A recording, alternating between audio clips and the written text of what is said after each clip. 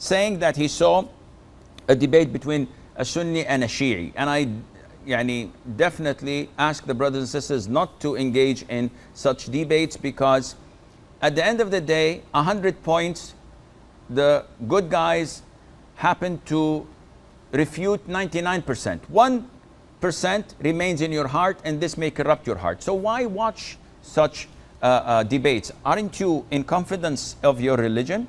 Then remain studying your religion rather than watching people insulting your religion and waiting for someone to defend that. However, he says that the issue of nikah, of muta, marriage, which is, in a nutshell, it was permitted in the beginning of Islam because the Muslims were in need for that and they did not have financial means, and it was a win-win situation. The Prophet permitted it, alayhi salam. I meet a girl, I like her, and I say, listen, I'd marry you for 1 week for 500 euros. And then after the week is over, everything is over. I don't have to give you any allowance, you're divorced by default, and that is it. At the beginning it was permissible, and you have to look in the environment, the situation. At that time, everything was permissible. All the idol worshippers in the Arabs, there was adultery, there were prostitution,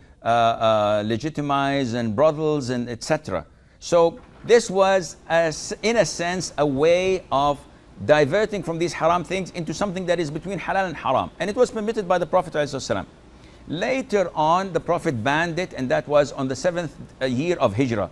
Putting Umar's name in it, may Allah be pleased with him, is one of the deviant ways of Shia. Umar had nothing to do with it. At the consensus of all the companions after the death of the Prophet ﷺ, that it was permissible. That is, it was prohibited, except for Ibn Abbas. At the beginning, he used to permit it because he did not hear or learn that the Prophet has forbidden it, ﷺ. But later on, he went back on his fatwa and he went with the consensus, and all the companions agreed on making it haram. And now this still remains. Taking the Shia's opinion into consideration is worthless because they don't believe in our Quran. They don't believe, well, the majority of them do believe in our Quran because they don't read their books. If they go a little bit to the level of student of knowledge and open Al-Kafi by the Kilini, and this is the most authentic book to them, and they will find that it states that all of their imams say that the Quran you have is not what Allah revealed. So you're telling me that the only copy of the only book that is authentic and unaltered, unchanged for 15 centuries is not authentic? This is blasphemous. So we do not look at what they say because they are a small minority that sings out of the crowd, and they do not have anything in common with us, not even the books of Sunnah. They don't reject all our books of Sunnah. They slander all of our companions except 6 or 7, like Ammar ibn Yasir and Hudayf ibn Yaman and others.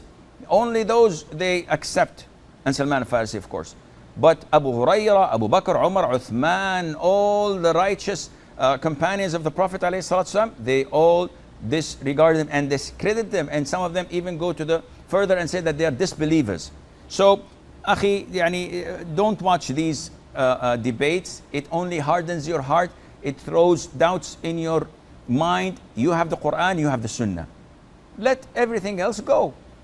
But to come and look, yeah, they said this, yeah, akhi, 1400 years ago, the companions agreed upon it. Now you're gonna reinvent the wheel? And they say that the Quran says so and so. You don't believe in the Quran that we say. And you bring me and you quote me an ayah. You don't know Arabic. And you say, no, it means so and so. It doesn't mean so and so. Where did you get this? Oh, our Imam, 12 Imams. The 12th one is in a cave. He went in a cave like 1300 years ago, and he's still waiting until Allah tells him to come out. He was a child when he went in. And he has a river of milk and a river of honey. MashaAllah, tabarakallah. And yes, only the ayatullahs, the mullahs, know and communicate with him. They have like, I think, SMS or BB, and they're just chit-chatting. What kind of religion is this? We have the Quran, we have the Sunnah. Don't go into this nonsense, with all due respect.